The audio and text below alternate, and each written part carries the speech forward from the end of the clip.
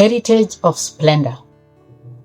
That's a line in the second verse of the national anthem, of the Kenyan national anthem. The phrase is loaded with meaning, and I will attempt to unpack the phrase in this episode. Hello viewers, welcome to this episode of Ebenezer Moment in our channel. The current mini-series is focusing on the content in a children's book titled Resuscitating Kenya. This book was written in 2010, a reflection. It's a narrative reflecting on the post-election incident of 2007. Using the medical analogy, the terminology in the medical discipline, I wrote this book to young minds to reflect on what happened, what was witnessed by many in our country of Kenya in 2007. And my perspective in this reflection and even in writing the book was not a political perspective, no. It was a shared heritage. Indeed, a heritage of splendor, as we are reminded in our national anthem. Heritage is something passed down from past generations, such as tradition, culture, or even the native land. Splendor is described as a great beauty that attracts admiration and attention. I read that description in the Cambridge Dictionary. I grew up with a sense of patriotism for my country, for my people, and I still do. The reality of what happened in 2007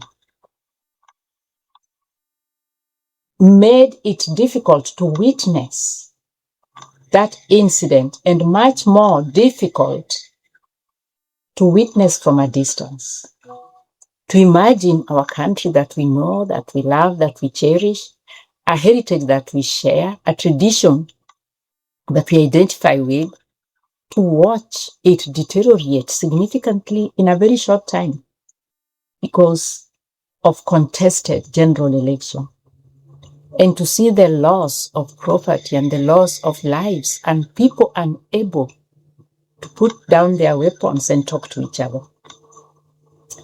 That made it difficult, and that is when I came to the decision to write a children's book, reflect on the incident in the analogy of medicine, and try to unpack what we saw, what we witnessed, reflect on it with the purpose of attempting to be prepared to never again be caught in similar circumstances. I write on page 11, Kenya is made up of all its people groups. The country is made up of all the different tribes with their unique languages, cultures, and traditions. As they live, work, attend school, and build the country together, they form a blend that makes Kenya the special country that it is. A heritage of splendor. Every part of the country has different features and is good for different occupations like farming, tourism, business, wildlife, or fishing. Different kinds of crops like maize or wheat, coffee, tea, flowers, bananas, potatoes, rice, to name but a few, grow in different parts of the country and provide for all citizens alike. One group of people may be, or one geographic region of the country may be good for certain crops, and the people in that geographic region may be good experience and knowledge of cultivating and growing that crop. But once it's ready, it is distributed and supplies for the needs of the entire country. A tune that reverberates year after year during the Kenyan independence or the celebration, the key national celebrations in Kenya, is titled Daima Mkenya. Those are Swahili words for translated Kenyan forever. Forever Kenyan.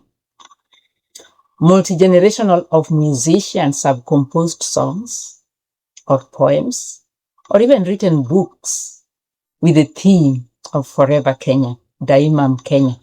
There are some patriotic songs that move individuals, move their bodies or touch them deep in their inner beings.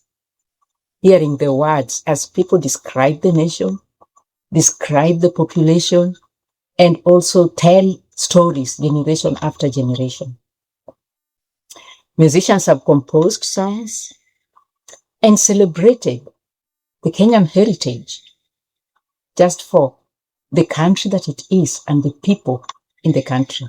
This can be said of any country in the world. People celebrate their heritage. People celebrate their identity, their cultural identity. People celebrate their nationhood all over the world, and people can describe the features of their countries, the physical features, or the richness, the natural resources of the people in the country using different modes of communication. Each have unique qualities, each have their own unique beauty, their resources spread across and within their borders.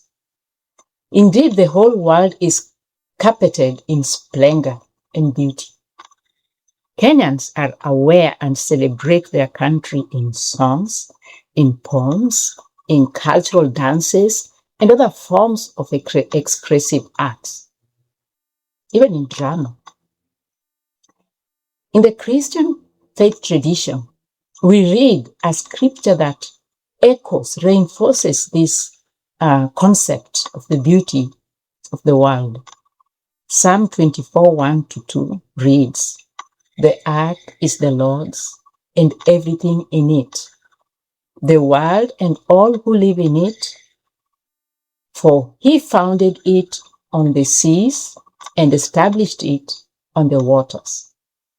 The earth is the Lord's and everything in it, the world and all who live in it. So it's the geographic, the world itself, but also the occupants, the people of the world belong to the Lord, founded on the seas. I applaud Kenyan patriotism, or people of any part of the world celebrating or expressing love of their heritage, and echo the words captured by many of these Kenyan artists as they celebrate Kenyan heritage, the land, its resources, and the people. However, my prayer and my hope is that come August 2027, as I've mentioned before, this year, 2026, is the year of the next general election in Kenya. Come August 2027, during the next general election, our heritage of splendor will rise above any political parties. Our heritage of splendor will rise above whoever wins the general election and is privileged to form the government. That our heritage of splendor will be put first. Its people, the country and its people, will be valued over any leadership, any victory, any defeat. And that always and together will maintain that which has been gifted to us by God, because the earth belongs to the Lord and all people belong to God. That will value, that will show appreciation by taking care of each other and taking care of the earth itself, of our country, the splendor, our heritage of splendor. Always it will be our heritage of splendor. Next episode, I will look at a country down. What did it look like when the country eventually succumbed and went down? Join me in the next episode as we look at what it looked like. We reflect on what it looked like when the country succumbed and went down. Till then, Thank you for checking us out. Engage. We value your feedback, your insight, your questions that can inform our ongoing conversations and reflections on our country, Kenya, and ways in which we can prepare ourselves, reinforce, echo these messages to the leaders that the country, it's bigger than any one individual winning or losing the general elections. Till next time, thank you for joining us. Ebenezer.